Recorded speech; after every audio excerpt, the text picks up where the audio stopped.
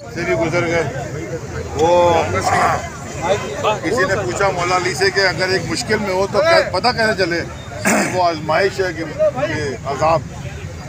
उन्होंने कहा कि जो मुश्किल तुम्हें अल्लाह से करीब करते हैं वो आजमाइश है, जो अल्लाह से दूर कर दे वो अजाब। तो अल्हम्दुलिल्लाह अल्लाह से और करीब हो गए 6-7 दिन में। देखें, मैं मुल्क के कानून के ऊपर सवाल पूछना चाहता हूँ कि एक शख्स जो पाकिस्तान का वज़ीर आज़म रहा है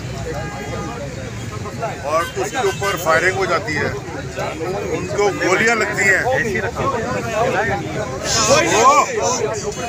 उनको गोलियां लगती हैं और वो FIR नहीं कटा सकते अपनी मर्जी की। उनको FIR कटाने में मुश्किल होती है 5 साल को।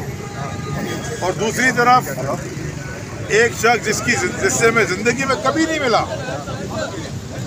वो एक जाली एग्रीमेंट बनाता है, उस पर जाली दस्तखत करता है और उस दिन सिग्नेचर करता है जिस दिन मैं मुल्क में ही नहीं हूँ मौजूद। 10 साल पहले 2013 में वो 2023 में FIR काट के एक सिटिंग MNA को उठा के ले गए। वो हिट करना चाहते थे क्रेडिबिलिटी को कि इमरान खान के साथ जो लोग चलते हैं उनकी इंटीग्रिटी या क्रेडिबिलिटी पर डाउट है।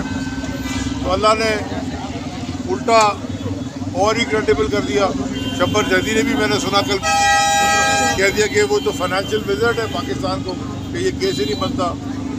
शहनशाह हुसैन नकवी साहब का बयान भी आपने सुना और लोगों का भी सुना। तो वह तो इसे मंतशाह व तो जिले मंतशाह। लेकिन सबसे इम्पोर्टेंट बात जो मैं कहना चाहता हूँ, मैं शुक्रगुजार हूँ कराची की सारे सपोर्ट का, गवर्नर साहब का, बिलाल का, आफ्ताब भाई खान साहब का, आपका, शहाब का, बाकी खालिद तुम्हारा, सबका, जितने साथी यहाँ पे जैसे खड़े रहे। मुझे 1 मिनट भी कभी नहीं लगा कि मैं अकेला हूँ, ना मेरी फैमिली को कभी लगा कि वो अकेले। तो ये PTI की फैमिली की मैं दिल से शुक्रगुजार हूँ। और वो कहते हैं अंग्रेजी में आई एम हम्बल्ड, जितनी औकात नहीं है उतनी अल्लाह दे सकती है।